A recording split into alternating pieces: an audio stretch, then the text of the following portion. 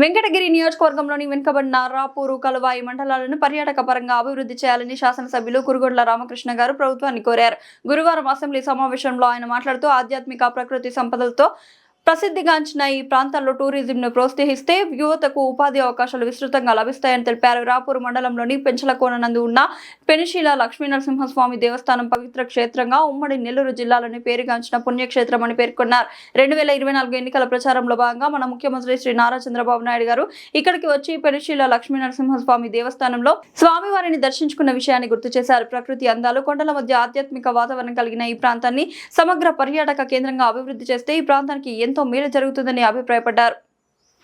ఉన్నటువంటి పెంచలకోన పవిత్రమైన పుణ్యక్షేత్రం అధ్యక్ష, ఎన్నికల ముందు మన ముఖ్యమంత్రి వారు కూడా వచ్చి పెంచలకోనలో దర్శనం చేసుకున్నారు అధ్యక్ష.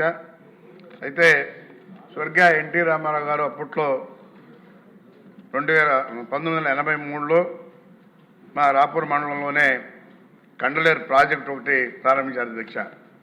అది చెన్నైకి త్రాగునీరు ఇచ్చేదానికోసం ప్రారంభిస్తే వాళ్ళు అప్పట్లో పైప్ లైన్లు అడిగితే పైప్ లైన్లు ఇవ్వకుండా ఓపెన్గా పెట్టి ఈరోజు మా ప్రాంత రైతులంతా కూడా ఆదుకుంటున్నారు అధ్యక్ష. అయితే అప్పట్లో వరి పంట కూడా పండేది కాదు అధ్యక్ష.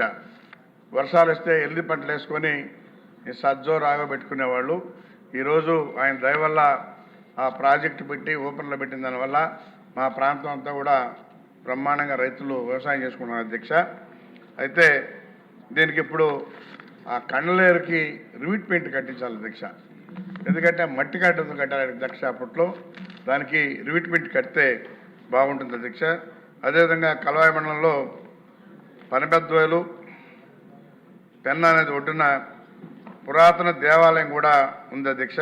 మండలాల్లో 4 ప్రదేశాలను కలిపి టూరిజం సర్క్యూట్గా ఏర్పాటు చేస్తే పర్యాటక ప్రాంతాలుగా 2 మండలాలు అభివృద్ధి అవుతాయి అధ్యక్ష.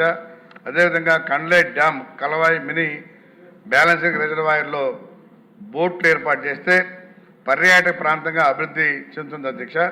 అదేవిధంగా బోటింగు పార్కులు ఏర్పాటు చేస్తే తక్కువ ఖర్చుతో ఎక్కువ మంది మరి ఉపాధి అవకాశాలు కూడా ఉంటాయి అధ్యక్ష. అదేవిధంగా రాపూరు, కలవాయి మండలాల్లో పర్యాటక ప్రదేశాలుగా ఒక సర్క్యూట్ ఏర్పాటు చేసి అభివృద్ధి చేస్తే బాగుంటుంది అధ్యక్ష. అదేవిధంగా పర్యాటక ప్రదేశాలుగా మార్చడం ద్వారా ఈ ప్రాంతంలో ప్రజలను మంచి అనుభూతి ఆనందించవచ్చు అధ్యక్ష. వినోదంతో పాటు ప్రాంతాల్లో యువతకు ఉపాధి అవకాశాలు కూడా కల్పించేందుకు అవకాశం ఉంటుంది అధ్యక్ష. అయితే ఇది మంత్రివర్యులు కందులు దుర్గేష్ గారు మరి దీని చర్యలు తీసుకొని మీ ద్వారా దాన్ని చేపట్టాలని చెప్పనేసి కోరుకుంటున్నాను అధ్యక్ష.